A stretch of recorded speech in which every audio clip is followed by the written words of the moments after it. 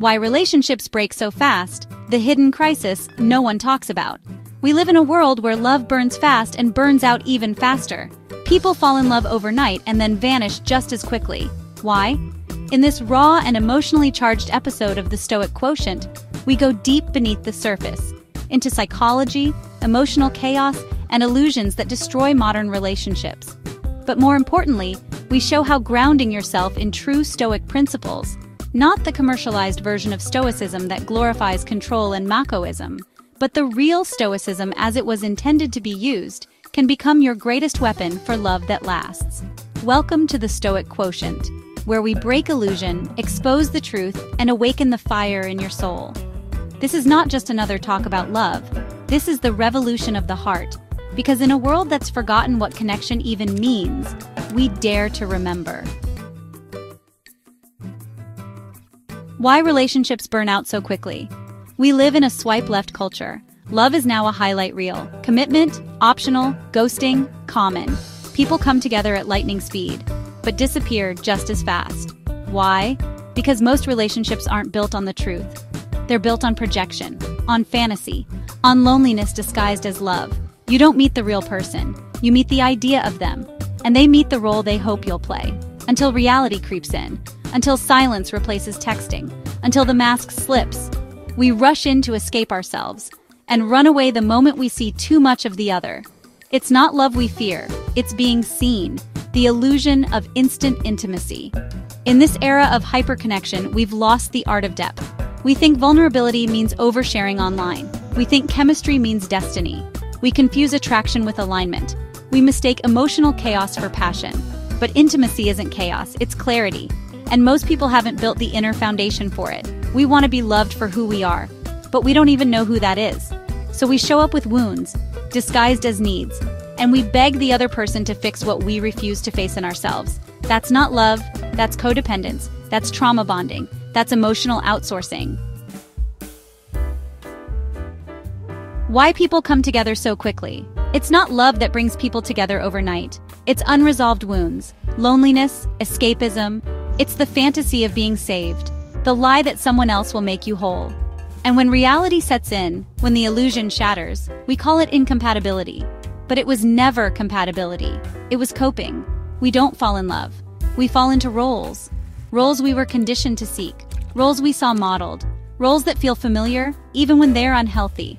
And when those roles stop working, we panic. We blame the other. We run. The untold truth about ending things abruptly. Most people don't leave relationships because they've outgrown them. They leave because they never grew inside them.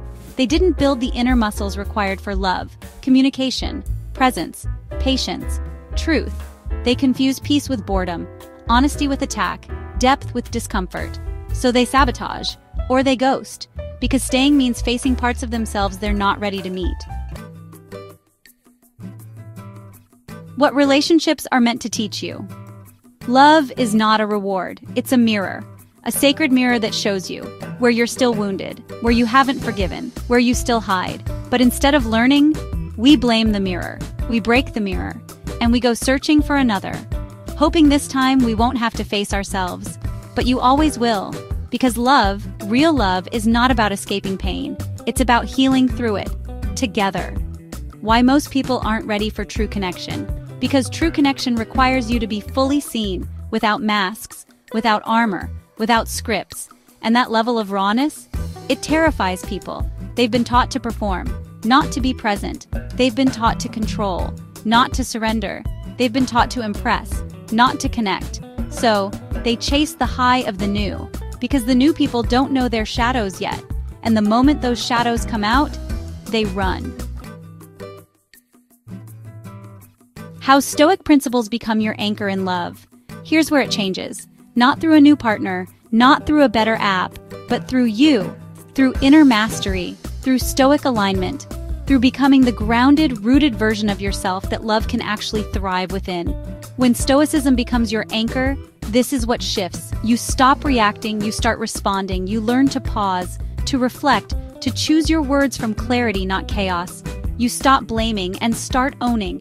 You no longer outsource the work of love. You take responsibility for your triggers, your past, your projections. You stop chasing fantasy and start building reality. You let go of illusion and show up in truth. You stop asking someone to complete you and instead become someone worth showing up fully for. You stop fearing discomfort and start using it to grow. Stoicism teaches that every hardship is fuel. Every conflict is an invitation to rise. And this kind of presence, this kind of emotional maturity, it's magnetic because it creates real safety, the kind of safety love needs to survive. This is not commercialized stoicism. If the stoicism you hear about today doesn't help you grow, it's not stoicism, it's performance, it's cosplay. It's just another mask for people too afraid to feel.